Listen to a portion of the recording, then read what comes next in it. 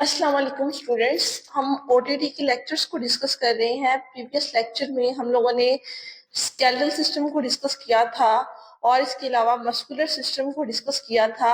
आज के लेक्चर में हम लोगों ने सर्कुलेटरी सिस्टम को डिस्कस करना है। सर्कुलेटरी सिस्टम है क्या?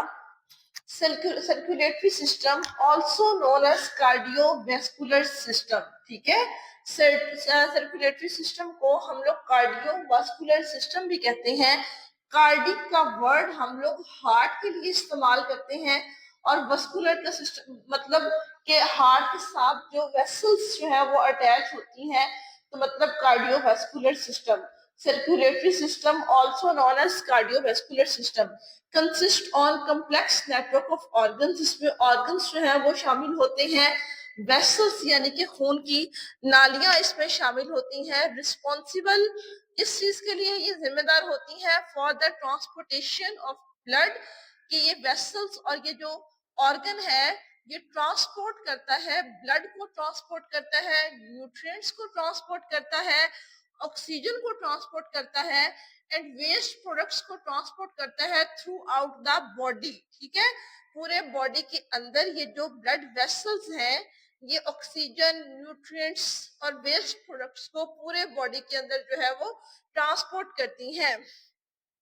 इट कंसिस्ट ऑन हार्ट, ये मुश्तमिल होता है हार्ट पे, ब्लड वेसल्स पे, यानी कि जो ऑर्गन है वो कौन सा है, वो हार्ट है, ब्लड वेसल्स है एंड ब्लड।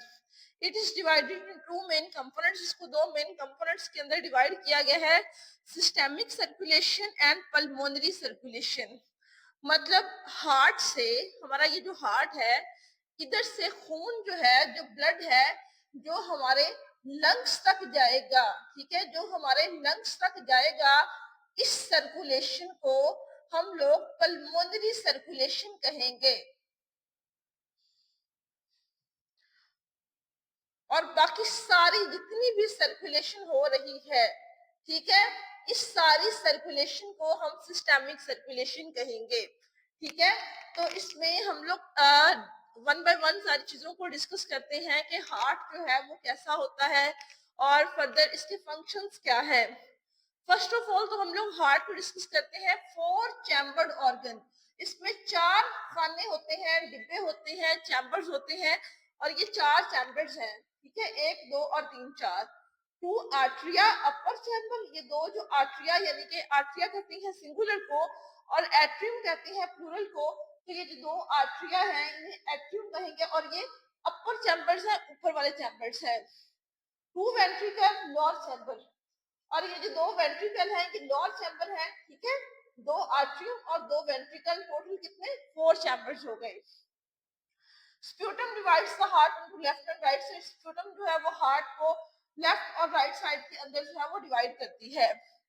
अब हम इसके फंक्शंस को डिस्कस करते हैं कि इसके फंक्शंस जो है वो क्या है, हार्ट का क्या फंक्शन है। Pump blood to the lungs, जो ब्लड हमारे लंग्स की तरफ पंप होता है। पंप क्यों होता है? ताकि ऑक्सीजन वहां से ले सके। ठीक है, डीऑक्सीजनेटेड ब्लड उधर भेजता है, उधर से ऑक्सीजन लेके ऑक्सीजनेटेड ब्लड जो है वो वापस आता है। Pump blood to the lungs, pulmonary circulation, इसको क्या कहते हैं? इसको पल्मोनरी सर्कुलेशन कहते हैं। And the rest of the body systematic circulation, और बाकी जितनी भी सर्कुलेशन है उसे सिस्टमिक सर्कुलेशन कहते हैं।